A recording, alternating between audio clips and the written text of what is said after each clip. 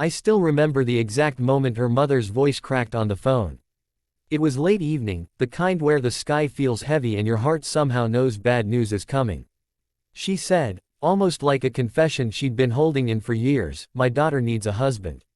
There was a pause. A long one. And before she could explain, before she could turn it into pity or pressure, I replied calmly, from a place even I didn't know existed inside me, "Then tell her to come to my house." If that line surprises you, stay with me till the end, because this story isn't about marriage alone. It's about broken people finding healing where they least expect it.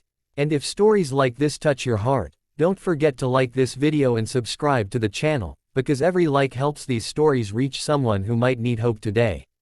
My name is Adam. I was 42 then, a single father with a quiet house that echoed more than it should. My wife had passed away 8 years earlier, leaving behind silence, memories, and our daughter, Lily. I didn't remarry. Not because I didn't want companionship, but because grief teaches you strange loyalty. You survive, but part of you stays behind with the person you lost. Lily grew up faster than she should have, learning how to read emotions instead of fairy tales, learning how to comfort her father instead of being comforted. The woman on the phone was Miriam, an old family acquaintance. Her daughter, Sarah, was someone I vaguely remembered, bright eyes, sharp mind, and a laugh that once filled rooms. Life, however, had not been kind to her. A broken engagement, years of emotional neglect, and the invisible wounds society doesn't like to talk about. Miriam wasn't asking for money or favors. She was desperate, afraid that her daughter was losing faith in herself, in life, in love. When Sarah arrived at my house a week later, she didn't come dressed like someone searching for a husband. She came like someone exhausted from surviving. Her shoulders were slightly hunched, her smile polite but tired. She avoided eye contact at first, as if expecting judgment. Lily, then 16, noticed it immediately. She offered Sarah tea without saying a word, the way her mother used to do. Sometimes kindness doesn't need an introduction. We didn't talk about marriage that day. Or the next. We talked about life, about failure, about how heavy expectations can suffocate dreams.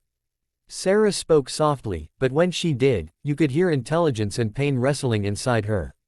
She said she was tired of being seen as unfinished, as if her worth depended on a ring. I told her something I had learned the hard way: no one completes you. They walk with you while you become whole yourself. Living under the same roof slowly changed all of us. There were awkward silences at first, then shared dinners, then laughter that surprised us. Lily began opening up to Sarah in ways she hadn't with anyone else. Sarah listened, truly listened, and Lily felt seen. I watched this bond grow and realized something important. Sometimes God doesn't send you a partner, He sends you a family first. But challenges don't disappear just because hearts start to heal. People talked. Relatives whispered. Why is a grown woman living in his house? Isn't it inappropriate? Judgment is loud when compassion is quiet. Sarah heard it all. One evening, she told me she was thinking of leaving, not because she was unhappy, but because she didn't want to be a burden. That word, burden, hit me hard. I had lived years believing my grief was a burden to others. I told her a truth I had never said out loud before. This house was empty before you came. Not quiet, empty. You didn't take space. You filled it. She cried that night, not the polite tears people show, but the deep ones that come from years of holding it together. Lily hugged her like a sister, and in that moment, something unspoken settled between us. Time passed. Months. We didn't rush anything. Respect built trust. Trust built comfort. Comfort slowly turned into something warmer, deeper. I started noticing the small things. How Sarah remembered Lily's favorite meals. How she prayed quietly before dawn. How she challenged me when I hid behind silence.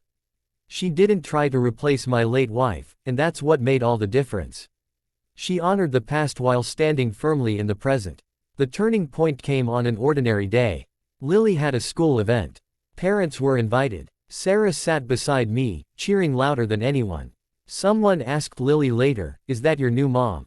Lily smiled and replied, "She's someone who chose us." That sentence stayed with me.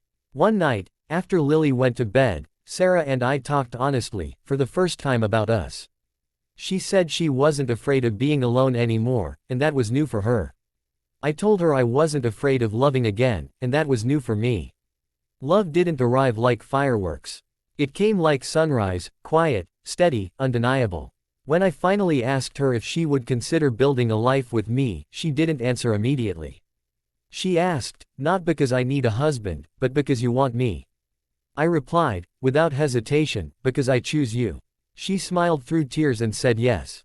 Miriam cried when she heard the news, not because her daughter finally had a husband, but because she had found peace. The wedding was small, simple. Lily walked Sarah down the aisle with me. People who once whispered now watched silently, some with regret in their eyes. Today, our house is loud. With laughter. With arguments that end in understanding. With healing that continues every day. Sarah didn't need a husband to be whole. I didn't need a wife to survive. But together, we chose to grow, to heal, to build something honest. So if you're watching this and you feel incomplete, unwanted, or late in life, remember this. Sometimes the answer to society's pressure isn't rushing into roles, but opening your door to humanity. And sometimes, the bravest reply to, "My daughter needs a husband," is simply, "Then tell her to come to my house."